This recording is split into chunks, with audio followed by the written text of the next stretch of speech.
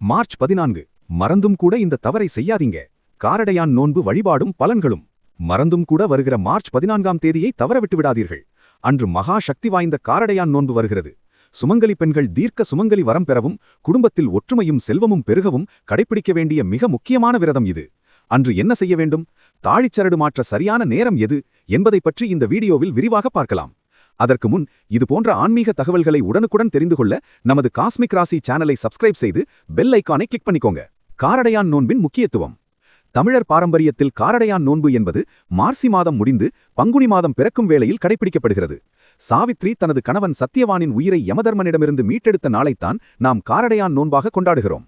திருமணமான பெண்கள் கணவர் நீண்ட ஆயுளுடனும் ஆரோக்கியத்துடனும் வாழ வேண்டியும், திருமணமாகாத பெண்கள் தங்களுக்கு நல்ல குணமுள்ள கணவர் அமைய வேண்டியும் இந்த விரதத்தை மேற்கொள்கிறார்கள். 2026க்கான முக்கிய நேரம், முகூர்த்தம் டைம். இந்த 2026ஆம் ஆண்டில் காரடையான் நோன்பு மார்ச் 14 சனிக்கிழமை வருகிறது. விரத நேரம் மார்ச் 14 அதிகாலை 6:48 மணி முதல் மார்ச் 15 அதிகாலை 1:08 மணி வரை. விசேஷம், அன்றைய தினம் சுப முகூர்த்த வேளையில் பெண்கள் தாழிச்சரடு மாற்றிக்கொள்வது மிகவும் சிறப்பு. வழிபாட்டு முறைகள் நீங்கள் செய்ய வேண்டியவை. அதிகாலை நீராடல். அன்று அதிகாலையிலேயே எழுந்து மஞ்சள் பூசி குளித்து விரதத்தை தொடங்க வேண்டும். உபவாசம். அன்றைய தினம் முழு உபவாசமாக இருப்பது சிறப்பு. முடியாதவர்கள் உப்பு புளிப்பு சேர்க்காத உணவுகளை, பழங்கள், பால் ஆகியவற்றை உட்கொள்ளலாம். பூஜை அறை அலங்காரம். காமாட்சி அம்மன் படத்திற்கு முன் மஞ்சள் சரடும் மற்றும் நிவேதனமாக கார அடை வைத்து விளக்கேற்றி வழிபட வேண்டும். சரடு கட்டுதல். பூஜைக்கு பின் அந்த மஞ்சள் சரடை கணவர் கைகளால் கழுத்தில் கட்டிக்கொள்ளலாம். கணவர் அருகில் இல்லை என்றால் வீட்டிலுள்ள பெரிய சுமங்கலி பெண்களிடம் ஆசி பெற்று கட்டிக்கொள்ளலாம்.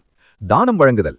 அக்கம்பக்கத்தில் உள்ள சுமங்கலி பெண்களை வீட்டிற்கு அழைத்து தாம்பூலம், மஞ்சள், குங்குமம் மற்றும் தாழிச்சரடு ஆகியவற்றை தானமாக வழங்குவது இரட்டிப்பு பலனை தரும்.